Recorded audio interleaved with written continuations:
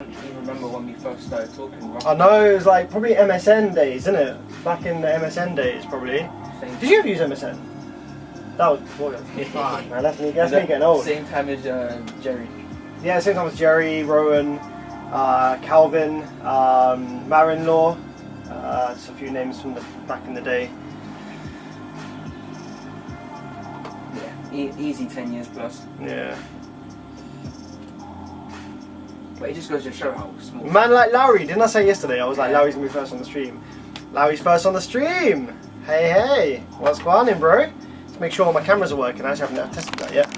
So what we saying? Got the overhead cam working. Got the scope cams all still working from last night. Midday stream. Amir's back. Amir was on us last night. Amir's always on here. Need to go to key. Someone's like, there's a lot going on here. What's happening? So basically, Sam's live and it's the behind the scenes of so I'm live on YouTube right now, but this is also now behind the scenes live on TikTok. Yeah. Morning, Sean. Morning 13 BTR. What's going on, bro? Morning, Jordan. First time I've actually caught you live. This is the cool thing about going live at different times. I don't usually go live at this time. This is like 11:25 in the morning UK time here. So Jordan, whereabouts are you based, bro? Are you based in the UK or like? Because I think America must be sleeping right about now. Maybe in Australia. Australia, I think it's pretty bad. It's Australian like night time right now, like evening time, isn't it? Probably. Maybe about 9. Hat cam. Right, let me just change the hat cam back to my stream cam, and then that should. Oh yeah. Well, it's not big enough though. I need to go custom size things. 920 by 1080, 30 frames a second. I think it's probably going to look better with 60 frames per second. Can we go up to 60? There we go, 60 frames FPS. There we go. Can we do 60 frames per second full HD though? Oh, we can. Yes, slapping. That is sick. All right. That's smooth playback. That smooth hat cam playback. Yep. There we go. And then that's actually kind of calm having the hat cam on the top there as well. Sketch that over a little bit. There we go. Yes, damn it, let's get that 15k working. Let's get that 15k working. Jordan says he is. Oh, it's 4:25 here in the US. Man's up early. Yeah. 4:25. What are you doing up at 4:25, man? Getting ready for work or something like that, maybe. Sean Barlow, what's going on? Beast Boost, what's going on? Larry, yesterday you start the stream late in my country. Then was 12. Yeah, that's fair. Yeah, so yeah, Larry obviously better daytime streaming. Yo, what's going on, Ryan? Morning, Isix. I found 2 almost open 10 ohm resistors feeding the TDA chips. Nice, yeah, I was saying check all the resistors around there. And one track to earth was broken, still no sound. I think they are fakes that don't work in bridge mode. Yeah, unfortunately, maybe best off to just ping AliExpress a message on that, that seller, be like, hey, look, these are fakes. Have a good look as well. Look at the markings, the actual TDA marking. Try and check the texture of the the texture of the part where it's marked on. See if it's been scratched or if it's a different texture to the originals, because that can tell you whether it's been sandblasted or scratched off to then be remarked. So, the fun of insomnia. Ah, man, that's peak. That's not what you want. Sorry to hear that. Oh, we got the double camera. Let me just get rid of the hat cam on this screen as well. I was using the other camera for the side cam for Simo Row 2. He's still chilling here, by the way, in the background. So yesterday, if you caught my live stream yesterday, we were looking at this HD 15K, and we were rebuilding it from being a donor parts board, trying to rebuild it into something that works. We fitted all new power supply MOSFETs, and these power supply FETs that I had chosen to use were IRLP 3034s. And when the amplifier, basically this amplifier is controlled by an MCU. So this has a MCU which is programmed at the factory at Taramps, and that creates all of the gate pulses for the power supply FETs. Now usually when you're working on an older amplifier that uses a TL494 or an SG3525, those oscillators will max out at around about 47-48% duty cycle to give the power supply FETs a bit of breathing room in between pulses to kind of recover, so that there's no overlap, cross conduction or anything like that. This MCU has been programmed for the maximum duty cycle to tap out at 49.8%. So that's so close to 50%. Now 50% duty cycle means that one bank of FETs are on for exactly 50% of the time, and then instantaneously the other bank is then switched on with no like dead time, with no time in between to for one bank to recover, so there's no cross conduction.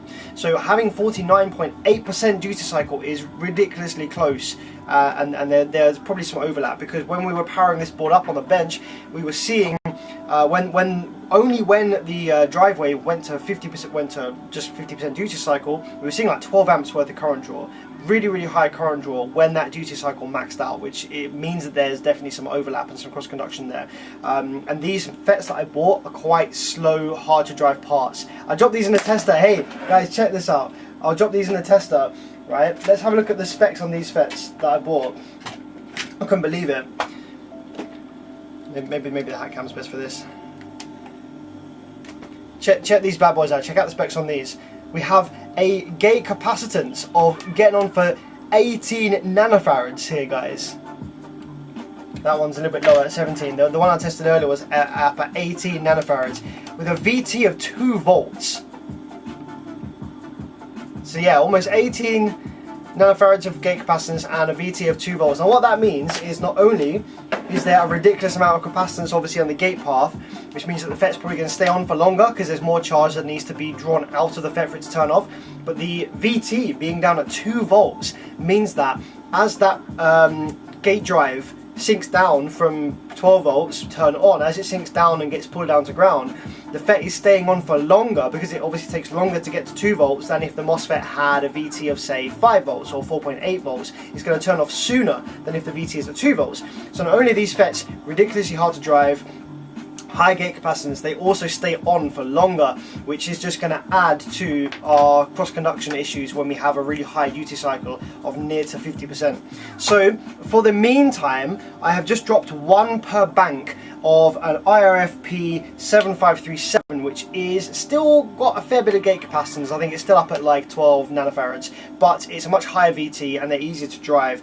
And so far, we're not seeing ridiculous current draw at 50% duty cycle anymore. It still goes up a little bit to about 4 amps, but it's not at 12 amps where it was before, so that's a little bit better. But right now we are diagnosing an issue in the output section where the amplifier was in Protect. We don't have any output IGBTs fitted obviously, but these Taramis amplifiers don't need output IGBTs to be fitted for the amplifier to come on with a blue light and to start trying to oscillate. So the fact that we had Protect means that there were some issues. Now these amplifiers use, the drivers that they use in the output section are the SI8244BBs. These are fantastic drive ICs. They might actually be the output drive ICs I would choose if I was designing a high power class D amplifier today. They have programmable dead time, which is fully programmable. You can choose it whatever you like, rather than like the IRS 2092 or the 20957S that only has like set windows that you can set your dead time within and you can't go outside of those windows. The 8244BB has basically fully programmable dead time to whatever you want.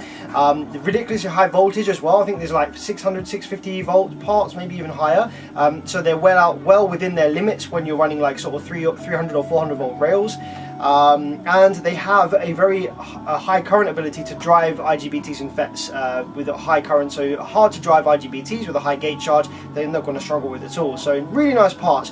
Unfortunately, I think the ones that I fitted, that I found in my drawers, because obviously these parts are usually quite hard to get hold of and they're quite expensive.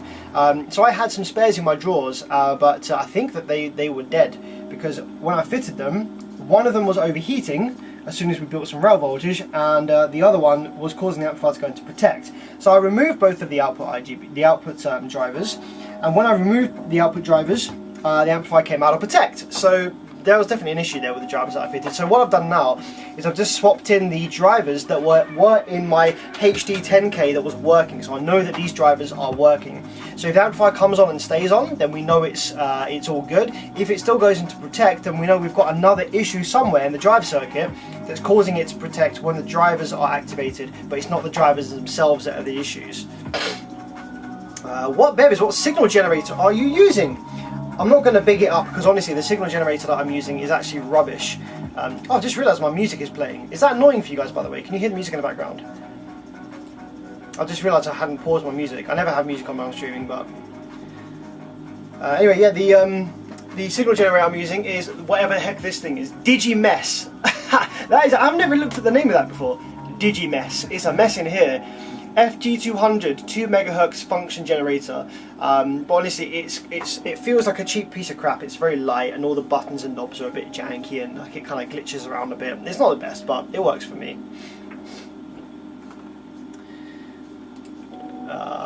Where is the Band of Viking 15K from the preview? Oh no, I'm so sorry dude. I think I might still have my thumbnail set as the Band of Viking 15K. Apologies for that. I didn't change the thumbnail for this live stream. So that is actually coming back to the workshop. So we're going to do some more work on the Band of Viking 15K. Hey man, how's it going? Badass Bill Stereo, good to see you. Good to see you too, bro. What's up, Brandon?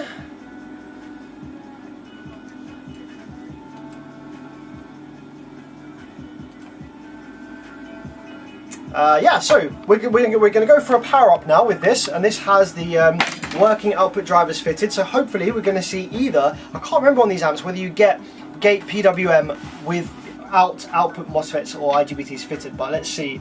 So we're going to go for a full power up now. Output drivers are fitted, and then the correct orientation. Yep, that's number one there. Excellent stuff. So let's go for full. I think with 9.6 volts of battery input voltage, this taps out about 180 volts worth of rail from memory. So let's just power this up and make sure that it stays on with no protection or anything like that. Ah, okay, it does click into protect. Okay, interesting. So with the output drivers removed, we don't get protect, but with known working output drivers fitted, we do get protect. Okay. Okay, I wonder whether this amp just wants some output IGBTs fitted. I might even fit some output IGBTs here, not gonna lie. It's been a long time since I've worked on a HD15K. I'm pretty sure the HD10K doesn't need IGBTs fitted to come out of protect, but yeah, I think I'm just going to try it. Fit some IGBTs, see what happens. It's a bit scary because obviously the voltage is kind of high. 13 beats out. I'm off to bed. Have fun. Good. Have a great sleep there, my friend, and we'll catch you next time. So I'm just going to discharge our rail caps here with some big ass resistors. Got 16 ohms worth of resistance here, and I'm just going to touch it on the ground, touch it on the rail.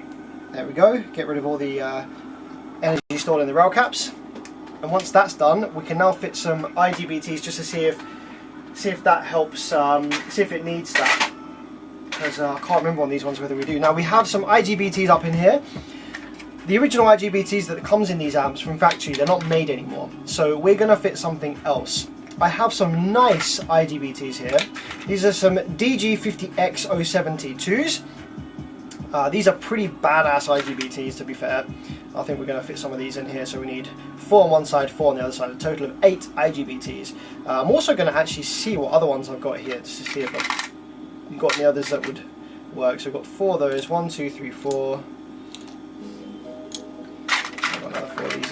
These are brand new parts. These IGBTs are absolute monsters, and they're quite easy to drive as well. So I quite like using them here. 1, 2, 3, 4, 1, 2, 3, 4. Yeah, that's calm. How many are we left with if I do that? 1, 2, 3, 4. 1, 2, 3, 4. We're left with. What I don't want to be left with is like an odd number. 1, 2, 3, 4, 5, 6. So if I use these IGBTs, we're left with 6. All right, calm. If I use these ones, 1, 2, 3, 4. 5, 6, 7, 8. We're left with 4, so I'd rather be left with 6. Yeah.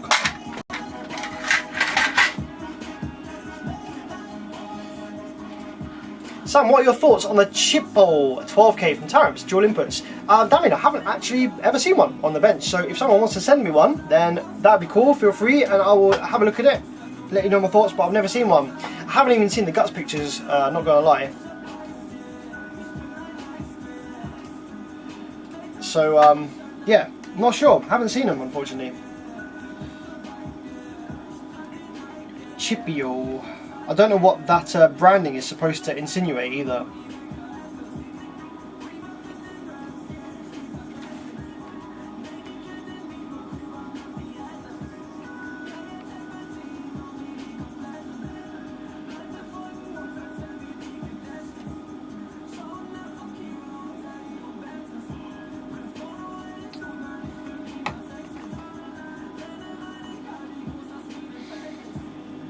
What are you saying, man? You cool? Yeah, bro. What are you on TikTok? Yeah. Any questions on there? People chatting? There's people here, but I think everyone's just watching. Everyone's just watching. Yeah, just gonna load these up. 8 igbts. But if anyone's interested, look up the specs of these. DG50X07T2s. These are monsters. I've used these igbts so far in, I fit them in.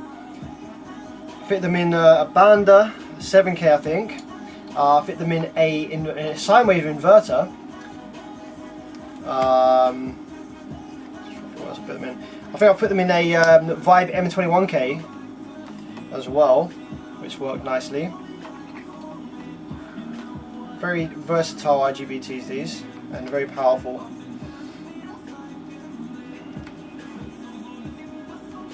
Someone said, come up with an amp board design, instantly get sponsored by PCB Ways. Is that a thing? Maybe. That'd be pretty cool, wouldn't it?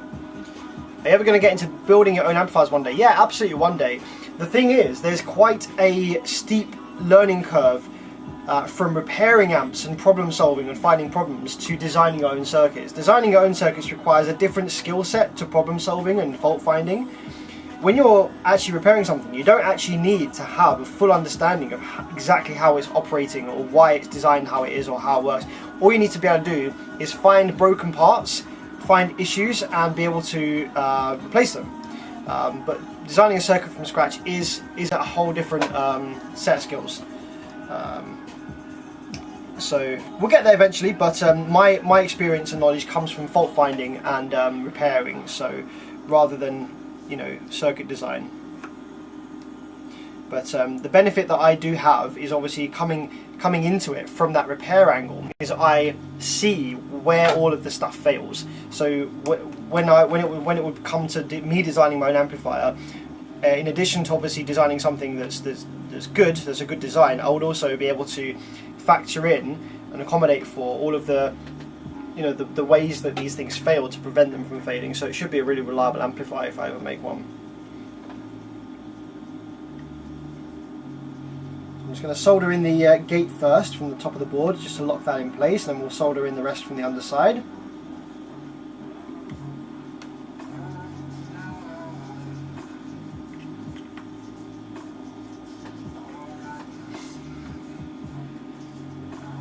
Yeah, I was wondering if we could edit those Pioneer excursion clips like today. That'd be pretty sick. On this PC maybe or something. That'd be pretty sick. I'll get them off.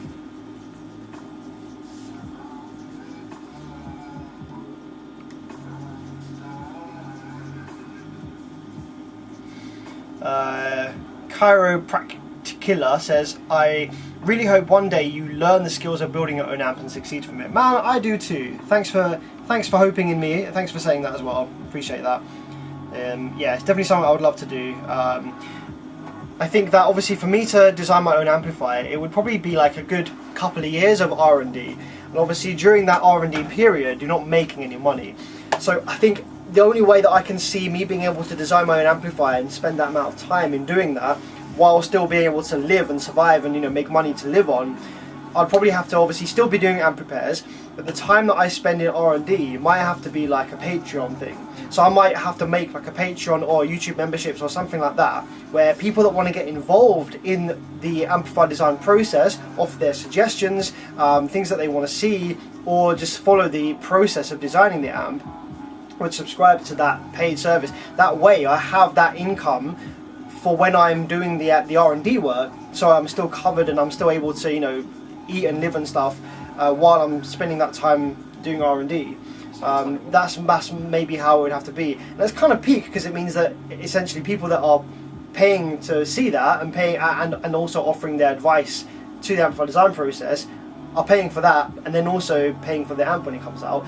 But what I would probably do is I would probably, the people that have supported me, the people that have obviously followed the journey of that amplifier amplifier design process, and that have been a subscriber to either the Patreon or the YouTube memberships, they would get either a free amplifier at the end of it, whichever one I make, or like, you know, cost price or something like that, a benefit as a result of supporting me through that kind of design process. That's probably the way I'd do it. If you do the only amps thing, you can get PCBWay to make you some keychain PCBs with a silhouette. Oh, nice, that'd be cool.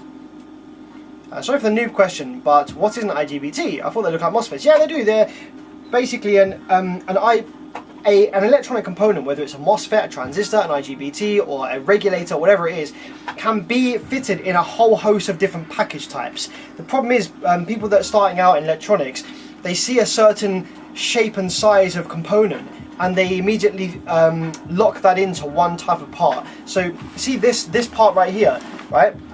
This can be, this package of component can be an IGBT, can be a MOSFET, can be a transistor, can be a voltage regulator, it can be a whole host of it can be a MOSFET driver with more legs, it can be a whole host of different like parts on the silicon inside the package. All this is just a package. So this package is called the TO247AC or something similar. This is slightly different, but and this package right here is called TO220, and you'll have all sorts of different electronic components packaged in a TO220 package, whether it's a MOSFET, transistor, IGBT, voltage regulator, whatever it is. It's just a package type.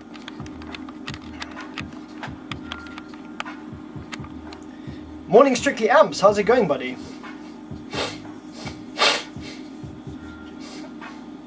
So yeah, we have those fitted on the gate, so I just need to flip this over and solder them from the bottom now. Making progress. Yeah, I don't know whether this is going to work and come on. From what I remember, these amps shouldn't be in Protect without IGBTs fitted. I'm pretty sure they should just come on. So I think something's a little bit away here. Something's a bit unhappy, but at least with IGBTs fitted, we can be sure that it's not that, and then we can look further. But we know that these drive ICs are good because they came out of the Tamps HG10K and that was working, so we know that the drive ICs are good at least.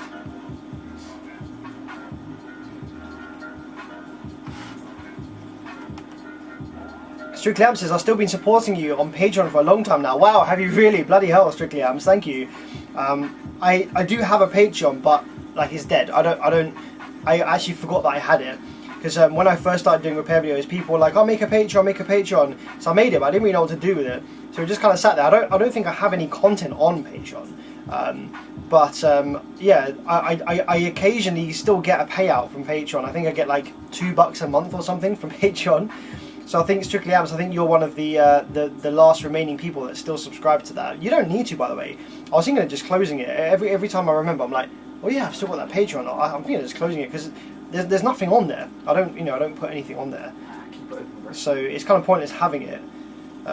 Keep it there because when you start doing your guides and stuff like that. Yeah. Yeah, the thing is that obviously, like, I can have a Patreon, but I'm not sure what I would put on there because I already put all of my knowledge and all of my advice and stuff. I already put it out on YouTube for free, so I don't know what I would be able to offer Patreon subscribers up over and above what I currently offer for free on YouTube. Do you know what I mean? So like I don't know what kind of content I'll put on Patreon, other than obviously this amplifier design process thing that I've just spoke about, or something like that. Maybe teachable stuff. Yeah, like a amplifier repair guide, like we were talking about the other night. Yeah.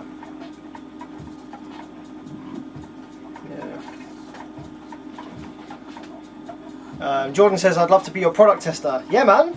Yeah, we'd get people from the kind of people that jump on my lives. They're the real people, you know what I'm saying? Like the kind of you guys that are here for every live, like, you know, you're kind of like my kind of family in that sense, my audio family. So yeah, we sort you guys out. Anyone that's been following the, you know, if I was to design an amp, people that have been there from day one, yeah, we'd sort you out with some prototypes and stuff. That would be pretty sick. Yeah. That'd be pretty cool. Yeah. I'd want to integrate, like, you know how LF Audio does like the watt meter and stuff like that. I'd want to integrate something like that. I could even be a collaboration. I could collab with LF Audio, and he could design a watt meter that goes in the amplifier, and it'd be a collab. Like, yeah, that'd be sick. I'll hit up Marius on that. See what he's saying in the future about that kind of idea. That'd be pretty sick. That'd be sick. Yeah, Bearvidge X LF Audio collab. Because he, like, I could design a watt meter myself, but he's already done it, and will be very experienced in it. And you know, he will have polished the, you know, all the coding and stuff. Because, like, yeah, I don't know any coding or anything like that. So for me to do that would take a long time, whereas he's already got that polished and sorted.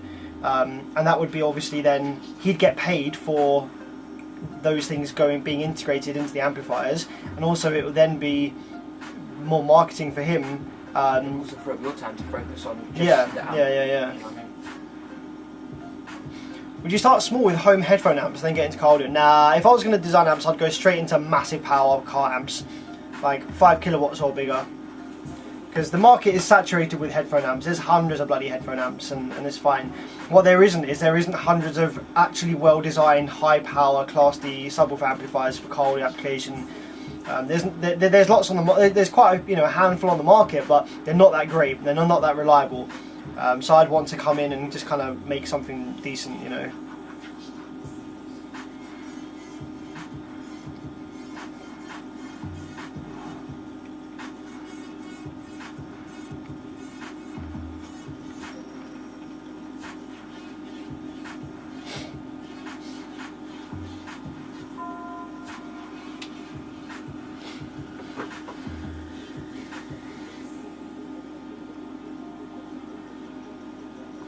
Right, almost got all these in now. Amps for the 600 volt car batteries. Well, yeah, you've got brands offering those kind of things already, but I would never make an amplifier like that, because I do not think it's responsible to sell amplifiers like that to the end user and leave it to themselves to install. I think they should be only reserved for being sold to certified installers that have the required training to work on high voltage car systems. That's the thing you could elaborate to everyone. Is what we was talking about.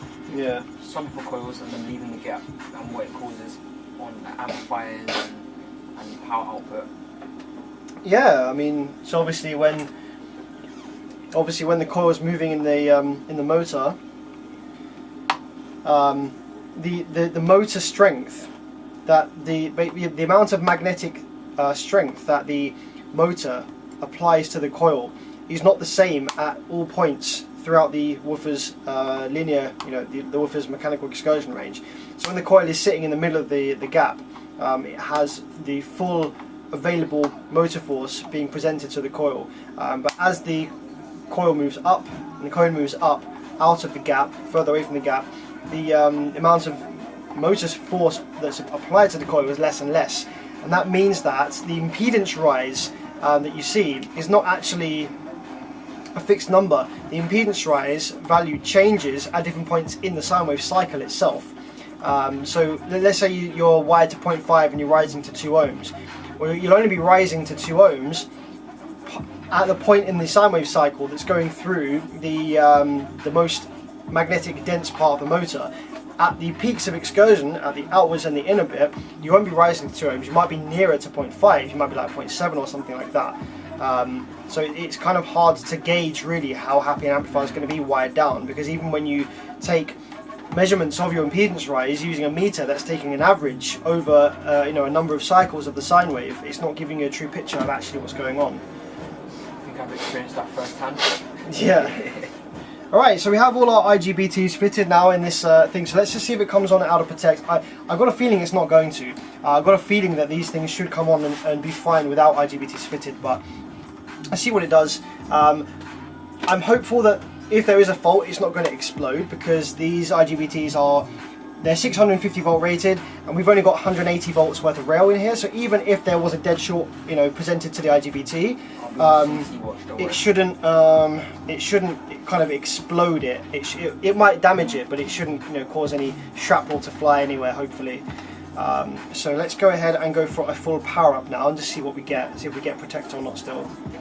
So I've got half rail built at the moment, got like 65 volts there. I'm just checking for differences in DC across here. So on the high side we've got positive rail on the drain here, nothing on 1 and 3. And then on the low side we've got nothing across all 3 legs. That's the same on both sides. Speaker terminals, got nothing on them either. I'm actually going to connect up a 16 ohm load to the speaker terminals here because Class D amplifiers actually don't like being powered up and idled without a load across the speaker terminals. So I'm just going to apply a load here just to make things a bit safer for it. Did you ever say what IGBT stood for? I did used to know. Something gate bipolar transistor. Something gate bipolar transistor, I think, maybe.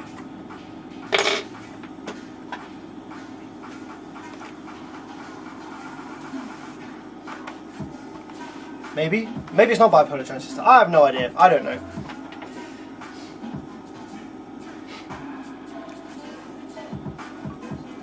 Alright, let's go.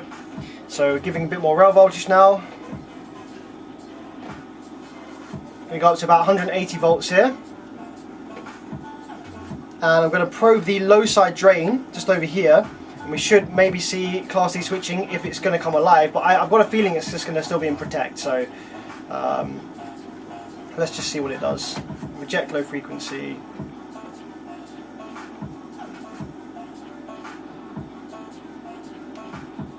Yeah, no, so it goes into protect. So there is some issue here, and it's not the drive ICs themselves, but there is definitely an issue somewhere around the drive circuit, perhaps.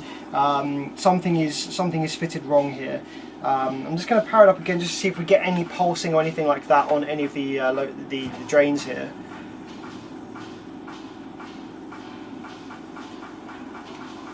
No, we don't.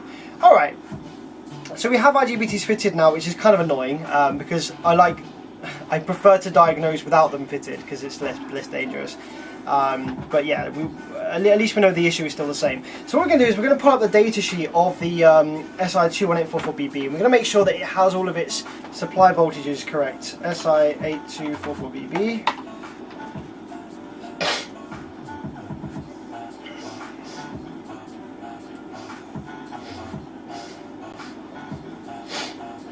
Insulated gate bipolar transistor, there we go. Sound by cloud, thank you for that.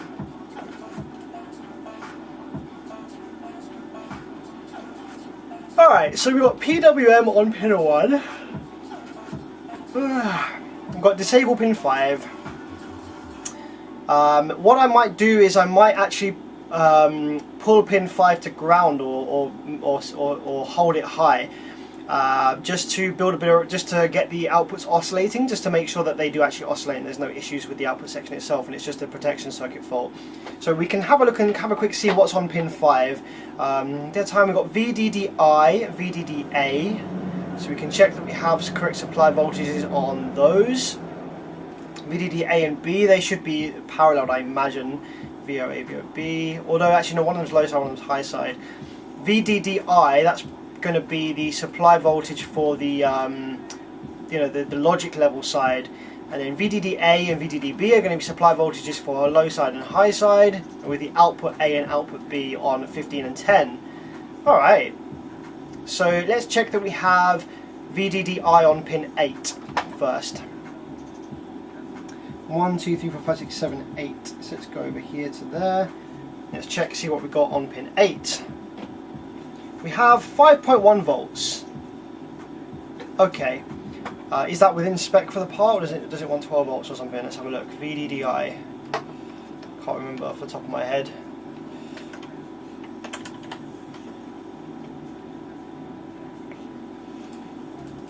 VDDI. Electrical characteristics. VDD under voltage threshold. Minimum 3.6.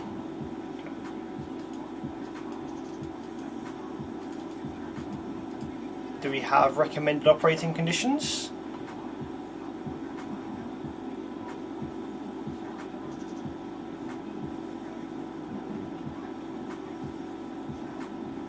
Ah, there we go. minimum 4.5, maximum 5.5. So yes, we have 5 volts on there. That is spot on. Drive supply voltage, that's fine. So we're going to have a look at what we got on pin 5, which is our shutdown. So let's just have a little zoom in here. So pin 1, 2, 3, 4, 5. Here's our pin 5 shutdown. So if we have a little probe, see what that is. So we got 5.1 volts chilling on there. Let's see if it goes low. It goes low, okay. Wait a second, wait a second. When I had my oscilloscope probe connected to pin 5 shutdown, the amplifier, we had 4 amps of idle. Was that switching class D just then? I'm going to use a second oscilloscope probe just to have a read of that.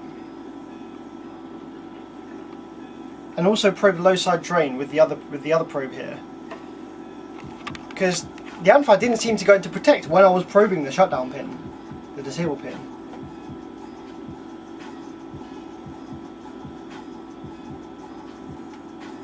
Okay, now it is. That's interesting. 1, 2, 3, 4, 5. We definitely had a constant 4 amps of current draw there.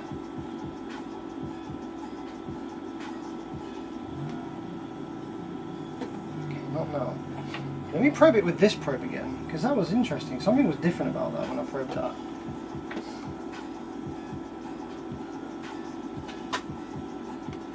Okay, nah. Now it's going to protect. So, interestingly enough, what's happening now is the disable is staying high now, I think.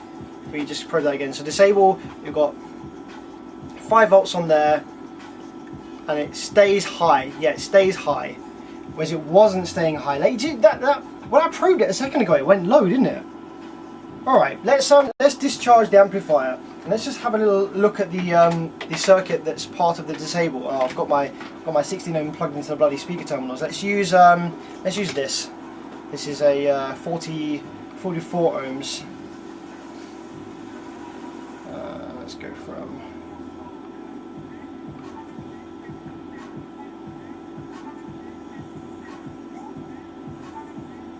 There we go. Discharge that. So let's just take the multimeter for a sec. Let's have a quick look. So disable pin 5.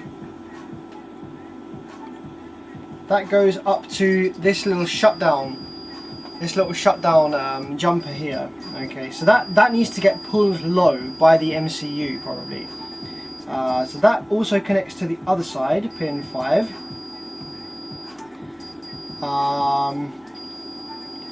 Okay, that then also goes through this via to, where does that go to?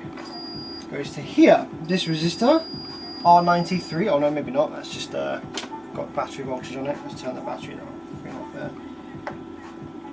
It goes to, does it go to this circuit around here maybe? I seem to remember that being shut down before in the past.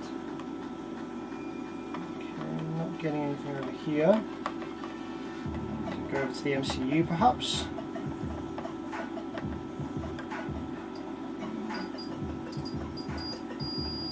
Okay, that connects directly to the MCU.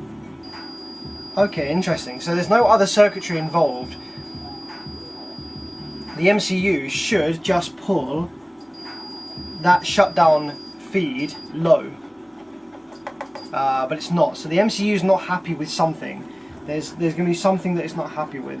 I'd love a schematic at this point actually, that would be really handy. A lot of the time you don't need a schematic, but for this time it would be really easy to have a schematic for the HD 15K. I'm going to try a little bit more voltage actually going in, just to see if that changes anything. Let's probe the low side drain again.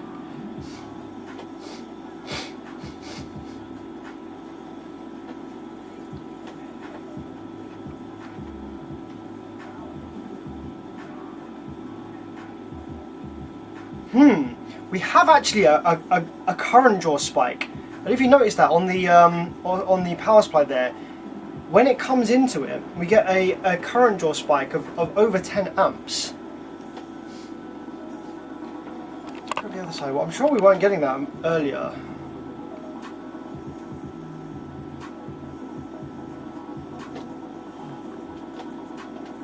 have a look at the power supply drain.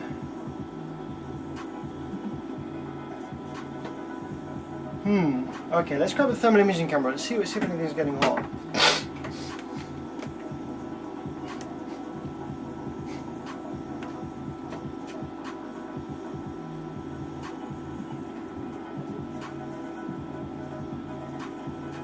Nothing's getting hot.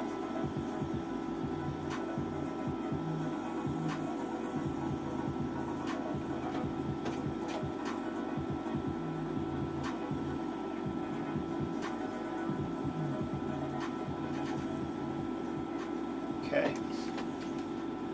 Right. What we're going to do is I just want to know whether the output section is actually happy. So I'm going to discharge the rail voltage here. I'm going to lift the shutdown signal from the MCU to these drivers. I'm going to put it low myself. I'm just going to connect it to ground myself, and that way the drive ICs will activate as soon as we get. As soon as the amplifier sort of starts coming alive with VCC, we're going to get activation on the drivers. So what I'm going to do is remove that SD solder bridge there.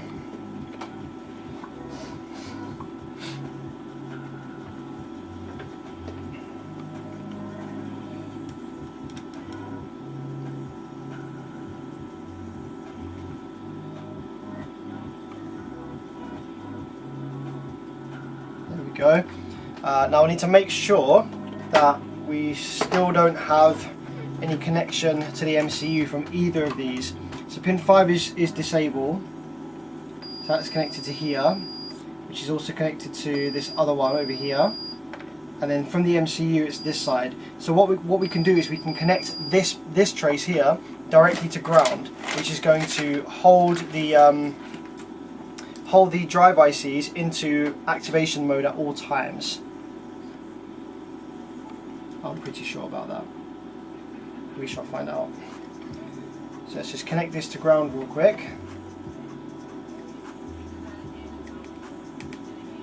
There we go.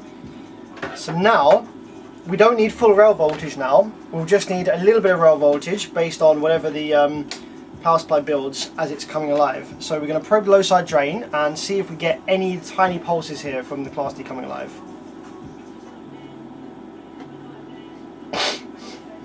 No, nothing there. What's our rail voltage saying out? We're 90 volts already. Fuck, didn't want that. Didn't want it to be that high already. That's not ideal. Okay, let's just round that out. I was hoping for a little bit lower than that.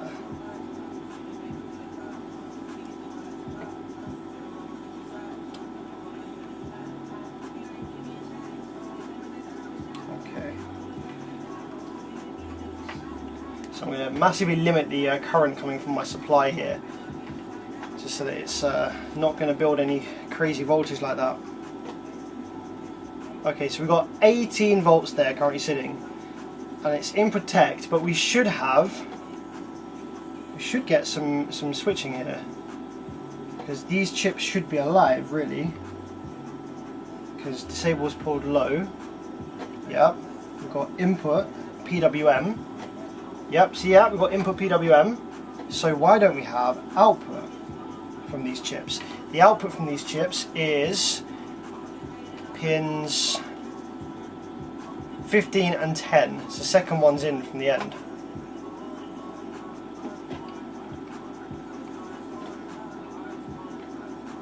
And the supplies for those are 16 and 11, VDDA, VDDB.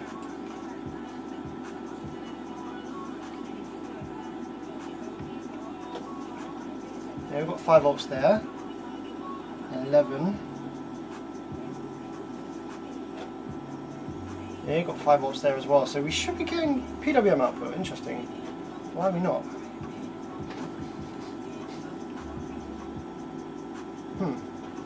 Strange.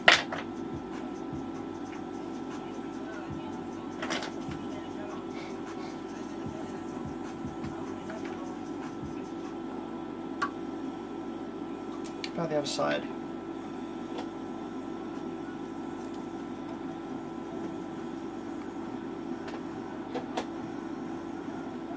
Oh, nothing still.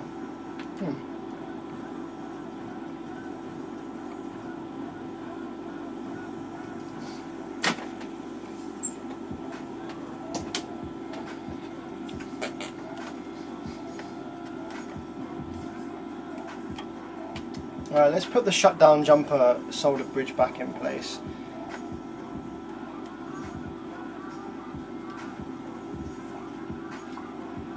So we know that within this amplifier, we know that without the output drive ICs fitted, the amplifier wasn't in Protect. But it was as soon as we fitted the output drive ICs. So what is it detecting? What is it not happy about?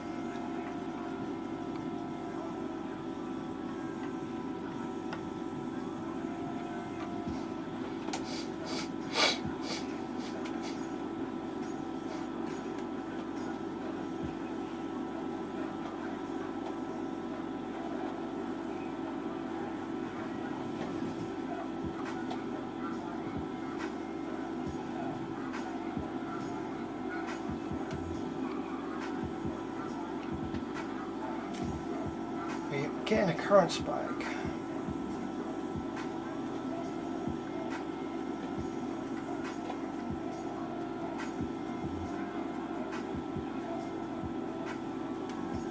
Something's like clicking. You can hear that.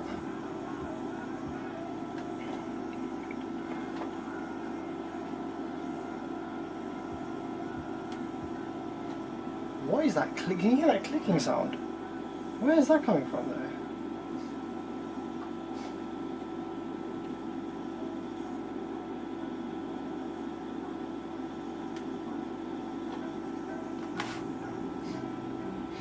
Really weird, interesting.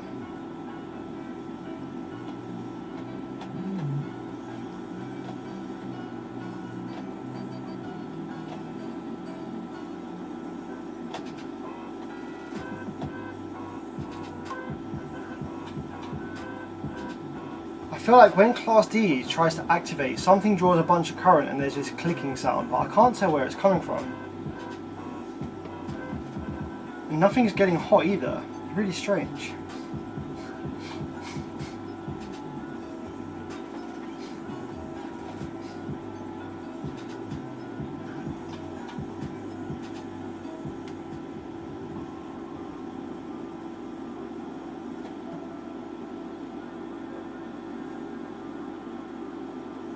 Okay, we have one power supply FET over here actually that's getting kind of hot. Yeah, we got like 37, 36 degrees on that power supply FET.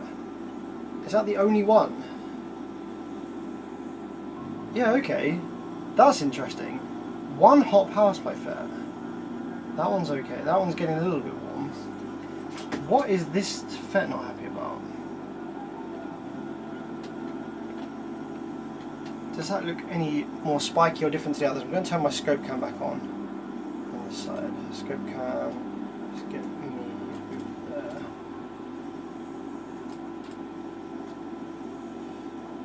Me over here.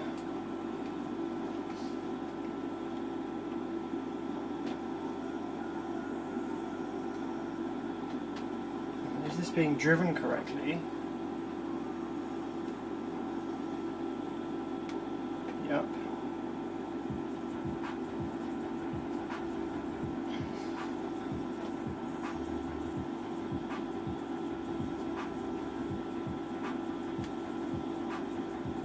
Now that has some very big high voltage spikes on it, this one. Do all of these have that?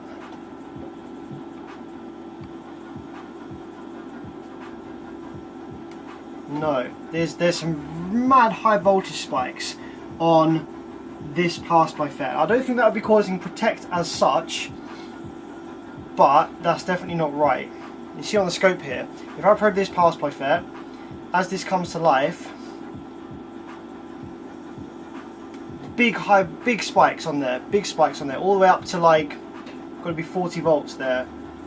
Whereas on the other FETs, power supply FETs, we don't have that. We do have some spikes still, but they're not as high as that. So yeah, there's something interesting going on over here with this side of the power supply. So we need to investigate that a little bit. But I honestly don't think that's causing Protect. But yeah, I don't know whether to remove the output drivers again because that brought it out of Protect.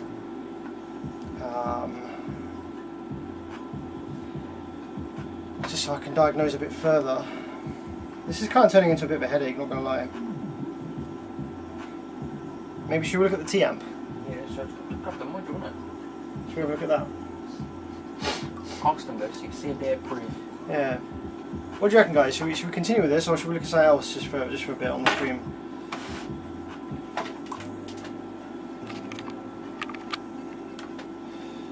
What's it? It's 12:15. Yeah, I need to pack as well for later. Yeah, we'll wrap up 1:45 or something. Yeah.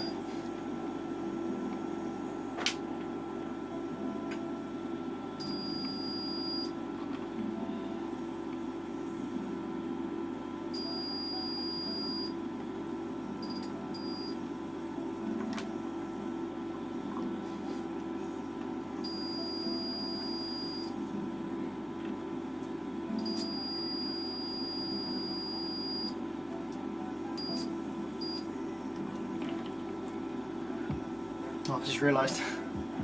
I just realised something. I've fitted. I fitted some of the 3034s in by accident, rather than the rather than the 7537s. Yeah. They all look the same. They do. But that's not why this amp. That's not why this is to protect. So it's kind of annoying still. People in my life are so confused on what you're doing. Oh really? Yeah. They're used to seeing it just working. Yeah.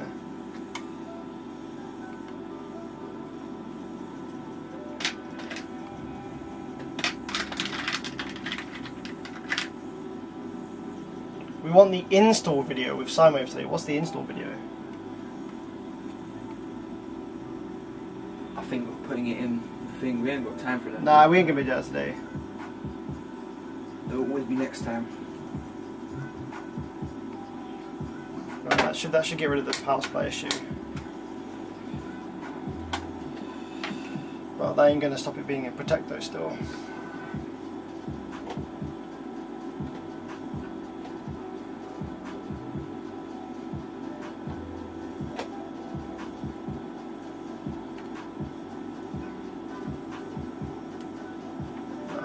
Big current spike.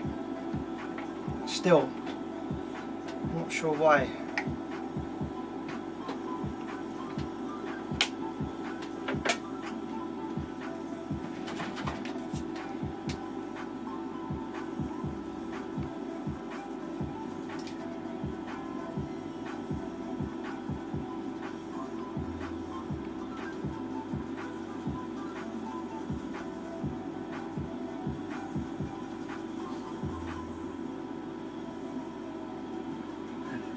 So like those things like Legos, I think it means the power of the components. The fets, yeah. Yeah.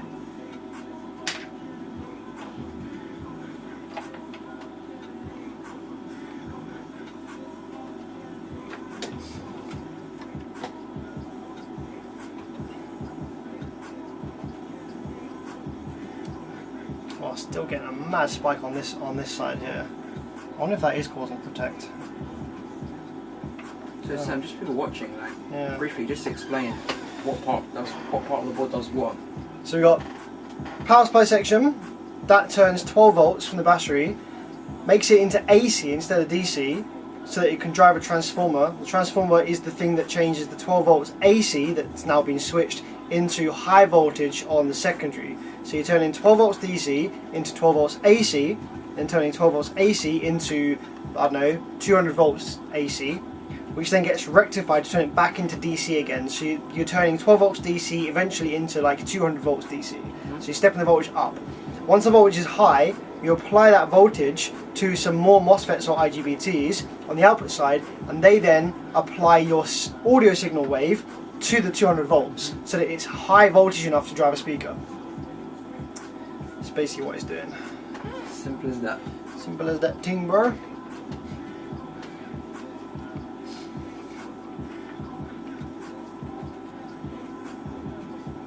Someone's like, I know the sound of bed bits from anywhere. Yeah, but still. One last thing, just before we kind of move on with this one, I'm going to remove the rectifiers, right, and that's going to allow me to inject my own rail voltage just to see what's going on in.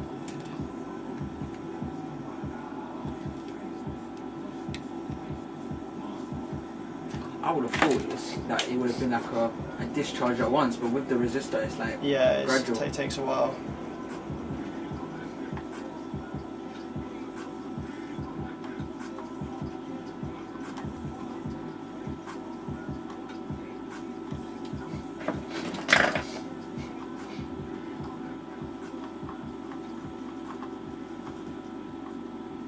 What's your favourite type of board to repair? Probably is these type of things. I actually prefer working on surface mount to through hole because it's just easier. I find it a lot easier. It's quicker to change parts out with surface mount. So yeah, probably Brazilian boards like this. I just find them really easy to work on, really quick to work on. Whereas if this was all through hole components on like the drive circuit, that would take ages.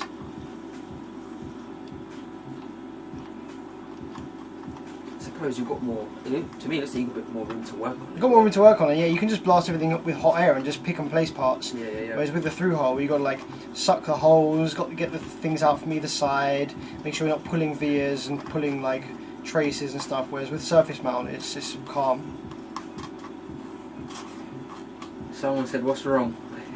That's what we're trying to find out. Yeah. What's your speculations as of now? I'm honestly a bit bamboozled. I'm not sure.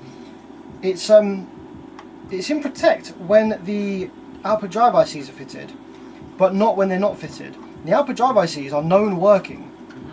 We have a big current spike when the amplifier tries to engage, which seems to be coming from the power supply side. But that doesn't. I don't think that's what's causing the amplifier to go into protect. So yeah, it's a bit of a weird one, and it did look like I got operation for a minute, but I wasn't able to see it on the scope. So I've got a kind of strange fault here that I haven't really seen before.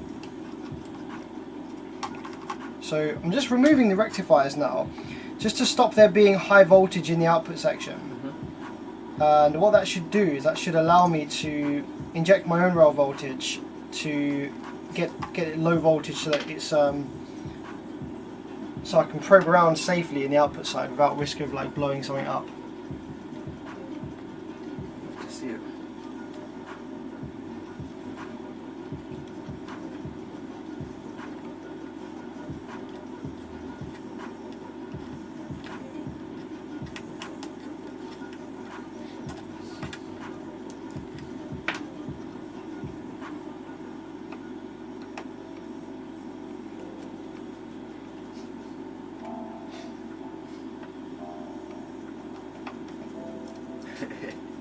Someone's like, who's the guy talking? Someone's like, Sam's in a chat. What's that? Can you guys look?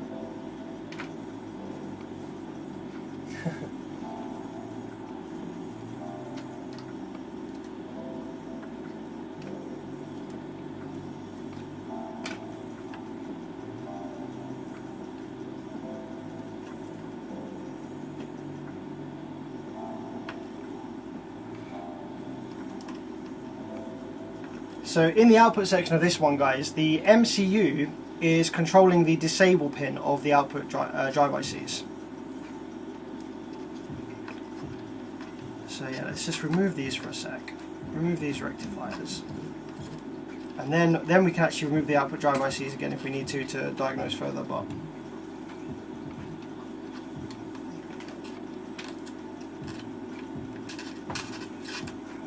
alright, cool. So all of the rectifiers are out, so we're not building a high voltage rails now, but we are still going to be building our auxiliary supply voltage rails. So let's do that now. We're still going to be building our plus minus 15 volts and our 12 volts VDDI for the drive ICs. So I'm just kind of curious, do we get any rail voltage? We've got like 3 volts worth of rail there. Now the power supply is still going to be oscillating, that's cool, that's fine. And I want to see whether we get that big spike on this power supply FET that we were getting before. Okay, we're not. The amplifier is detecting that there's no rail voltage getting built, so it's actually going into protect. It's going into blue-red, which sounds like output side short. So I wonder if I can trick the amplifier into thinking that that's not the case. This is kind of another kettle of fish.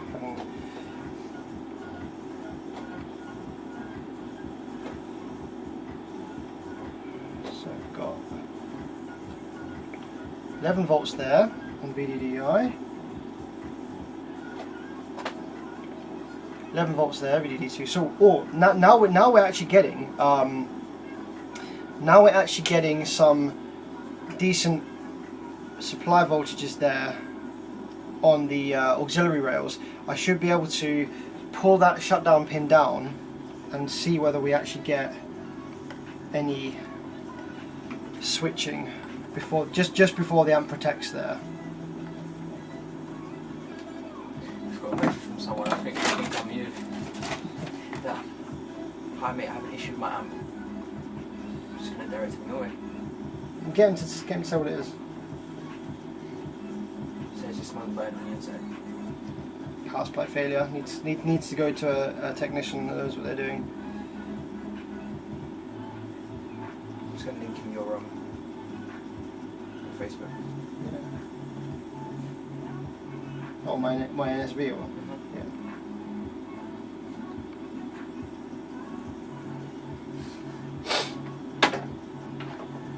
Right, so now I've grounded out the shutdown pin. So hopefully now, because we get full, there we go, we got class D switching on this side. So I'm going to inject a little bit of rail voltage. So the output section does work fine. It's just like a protection circuit fault. Let me just grab this this big piece of wire here. I'm going to connect 12 volts from the supply here. I'm going to connect that to the rectifier that's going to be doing. What's that? So let's just connect that to high side drain, which is where the rail voltage sits. Right about here.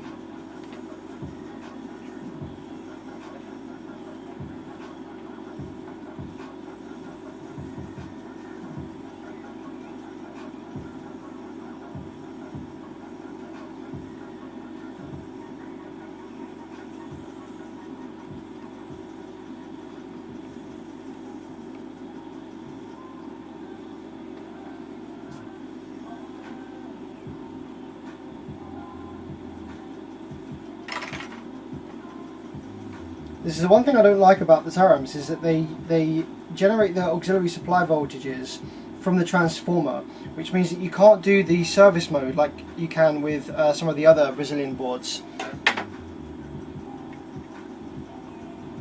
Alright, that is now very rudimentarily tapped on. So we've got 12 volts coming from the power supply going into the rails now. So I should be able to get a little bit of class D switching. There we go. So we've got class D switching on this bank, and let's check this bank as well. Oh, that looks a bit janky over that side still.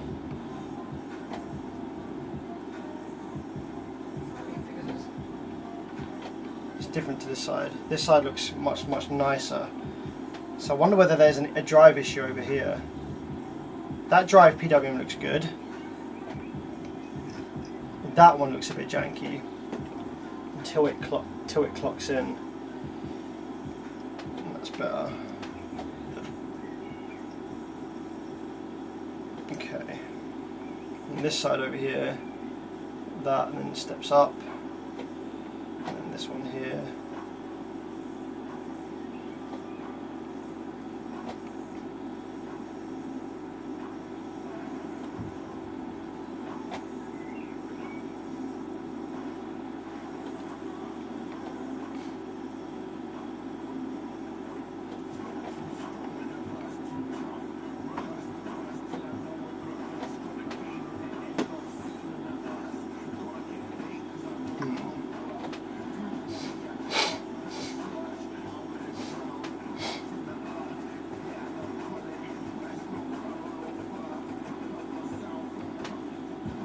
Yeah, the drive is looking a little bit different between these two banks, so I'm just kind of curious about that.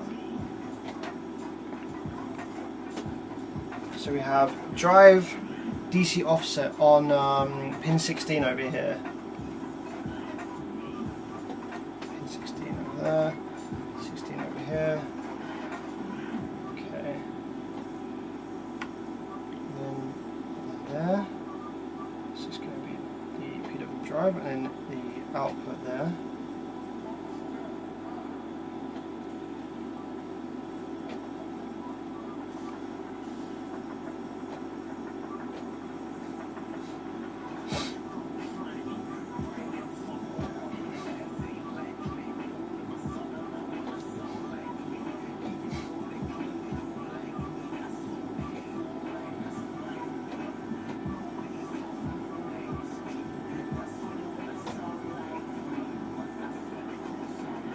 .6 volts that one tops out at, and the bad side seems a bit janky, tops out at 11.84. So we've got a slightly different voltage on this side compared to the other side. 11.95.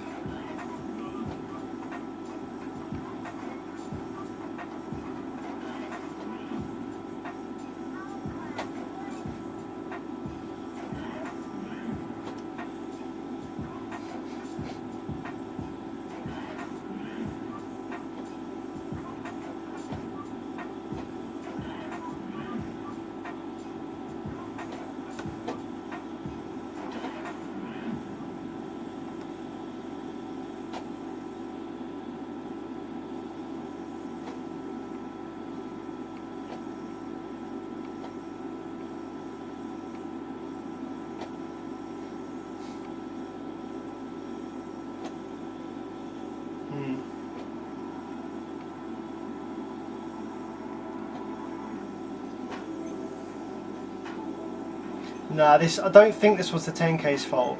I mean, it could be, but I honestly don't think it is.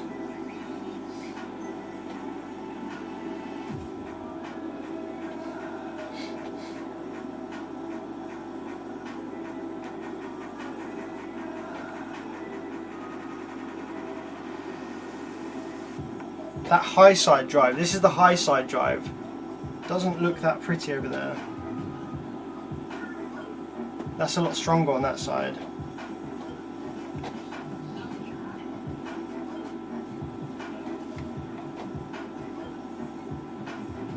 But I'm gonna roll with that. Like, it seems okay at the moment. It seems okay. So we know that both sides here are capable of Class D switching. Everything seems fine there. They're capable of Class D switching. It's just the MCU is not happy with something as the amplifier comes up and alive. I wonder whether Terrams have programmed the MCU wrong. It's possible. It's an interesting idea.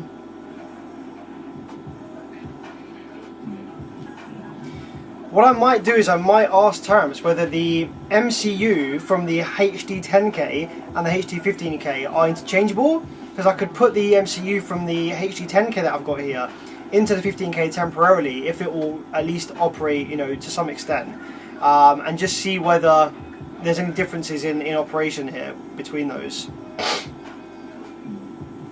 But I think we're going to leave this Terrams here for now, because otherwise it's going to take all day. This one's being a bit of a pain in the arse. We'll move on to something else, or whatever. What do you want to do now? Look at the module on the T-amp. You've got sound costs. No, not really.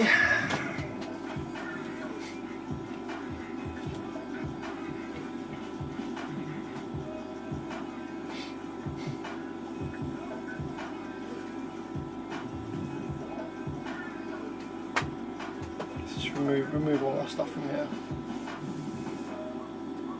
How long have we got, realistically?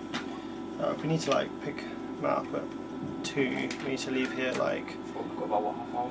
something like that. Yeah, I need to get ready on that as well. So we can have a real quick look at yours, and then we should probably start making some headway to getting ready and stuff. Definitely.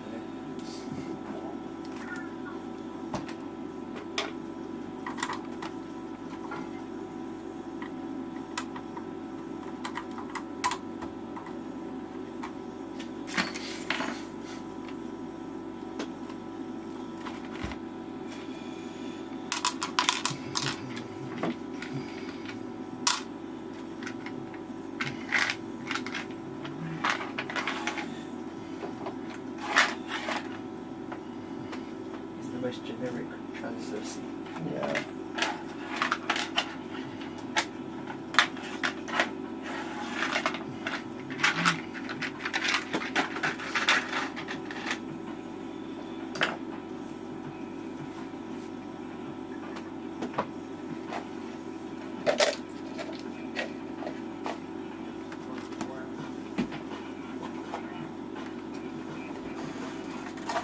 Alright, so the next thing we're going to be looking at is we're going to look at this mains amplifier module. So this is from a T-Amp E1500. This is one of the output side boards from one of the channels. Now this has blown. This has some dead output transistors over here. We have a blown emitter resistor over here. It's a class H. We also have some blown surface mount resistors, which I noticed over here, right by this connector, which is pretty janky.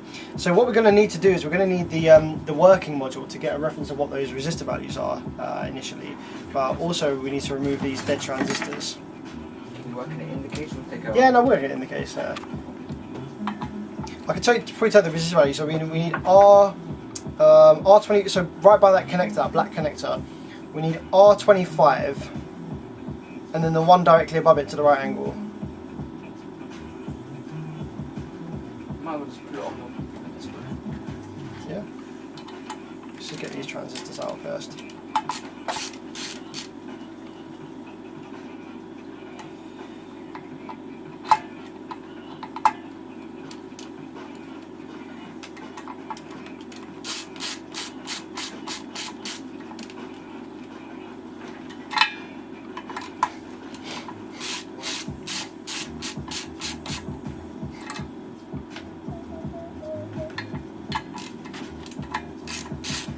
Flexing less than most currents. No Yeah, flex at all. that's good.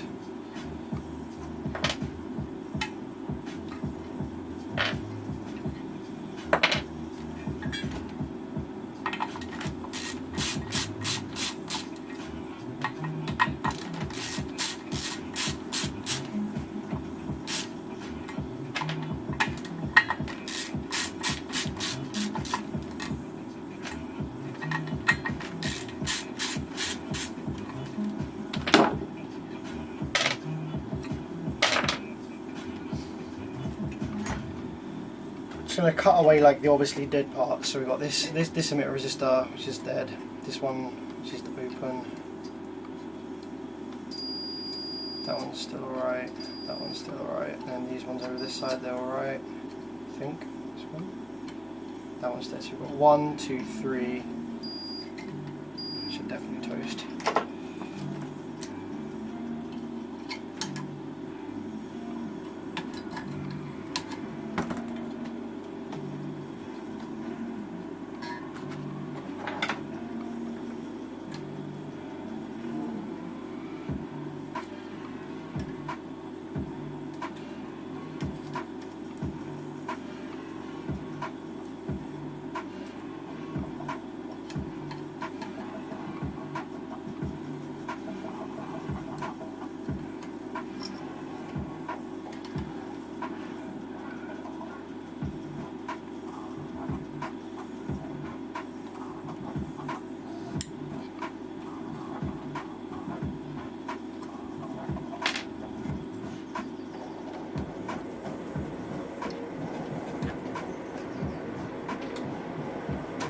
Has anybody in the live chat heard of a EDM artist called Peekaboo?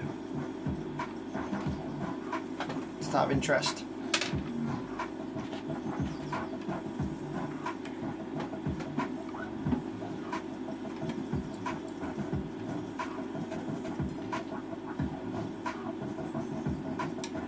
A JP amp pops when the remote is removed.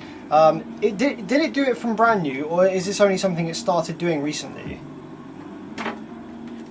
Let's just check some of these other ones for shorts. These ones along this side here. So that's fine there.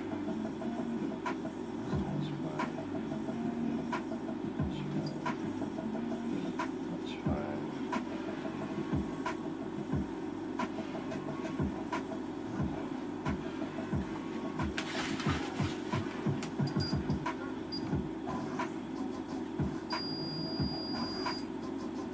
that's reading a short there, and that's reading a short there. That's reading a short there.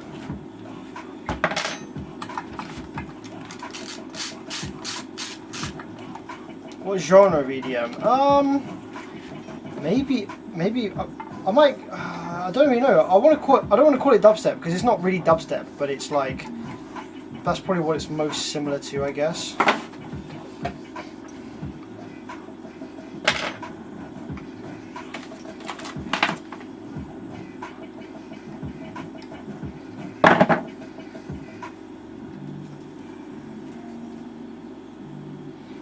Two other JP 10.4 also pop when tested.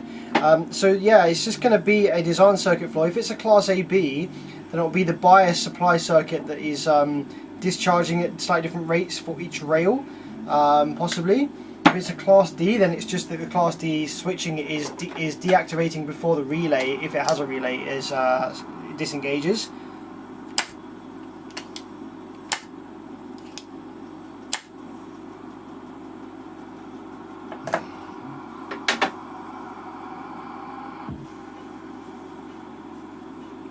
So this part I just removed is an IRF 1407. So I'm just going to drop this in the tester because it was reading a short in the circuit. I'm just going to wonder if it's actually dead or if there's something else on the board. Yeah, no, that's toast, bro. 1407. I don't have any of those, but we could maybe drop something else in place that's a similar spec. So what do they do? Rail switches probably, so that's going to be doing the class H stuff. So above a certain volume level it switches the rails to pulse, so that it's not DC going to the transistors, it's like a switch wave, which is more efficient. Hello Demo, what's going on, bro?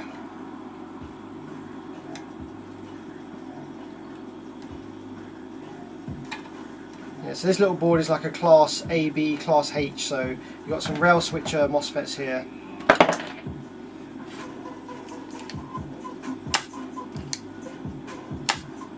I mean, looking at it from like out, it doesn't even look terrible, to be honest.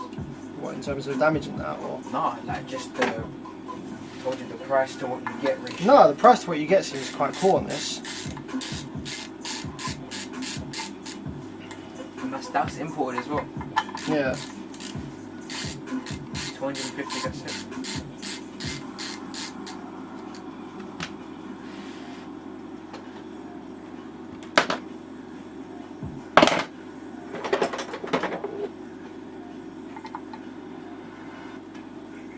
What are they, them little guys? Well, I'm just going to test them because they're reading a short.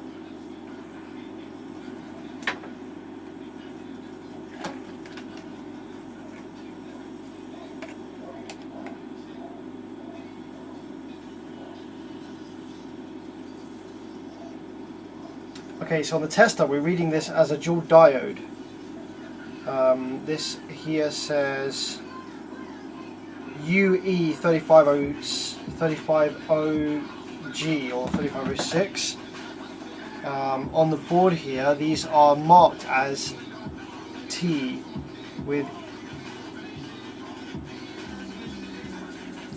T11, T50, I think. Now, is that correct? Or is that a damaged part? It looks like it's correct actually. The two diodes are equal for each side, so I reckon that might actually be correct.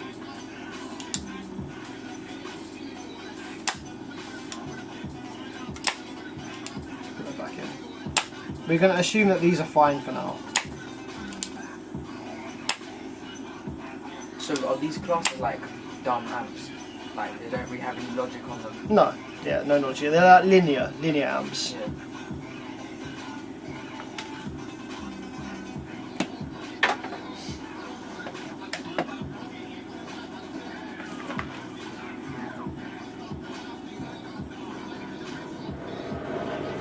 Yeah, so we're going to go and see Peekaboo shortly.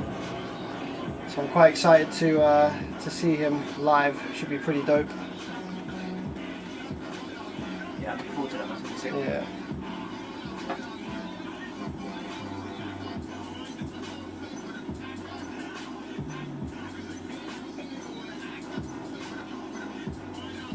Alright, So next thing we need to do is remove these dead surface mount resistors, which are by this connector here.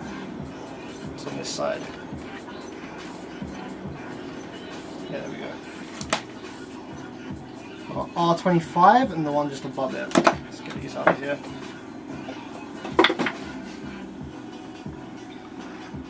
And then for emitter resistors, we have, I might actually melt this plastic a little bit, it doesn't matter. For emitter resistors, we have black, red, silver, brown. Interesting. 5-band. Well, it could actually just be a 4-band, with the silver being the tolerance. And the brown might not actually mean anything.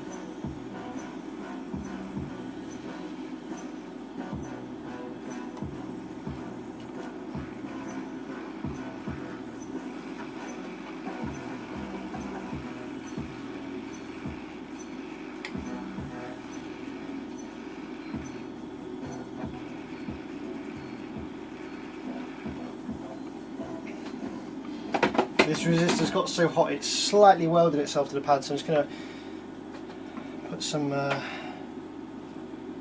fresh solder on there.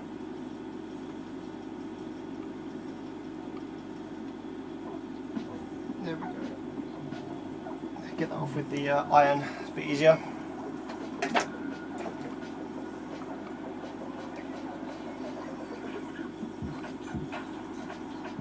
Oh, I actually think I took off 3 resistors there when I was only supposed to take off 2.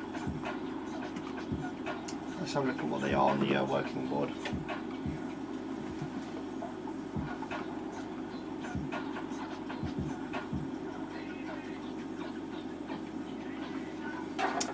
So yeah, we have the amplifier that it came from here.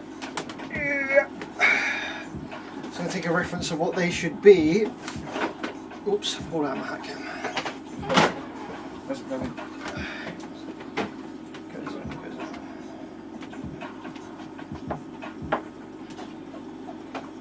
My man's frozen in time. Here we go. So they should be going by this.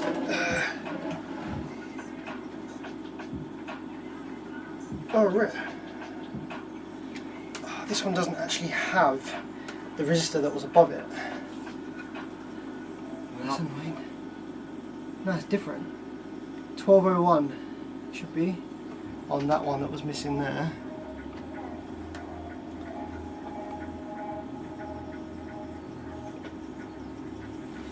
It's cool. We could do another tech.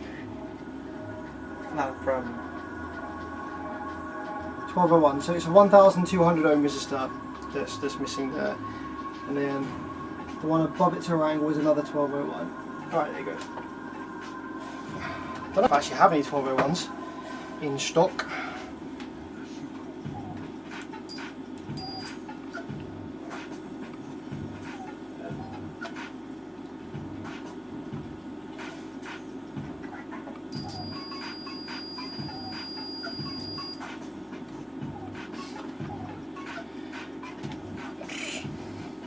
Yeah, I have to order some 1201s, yeah, so we'll leave it there.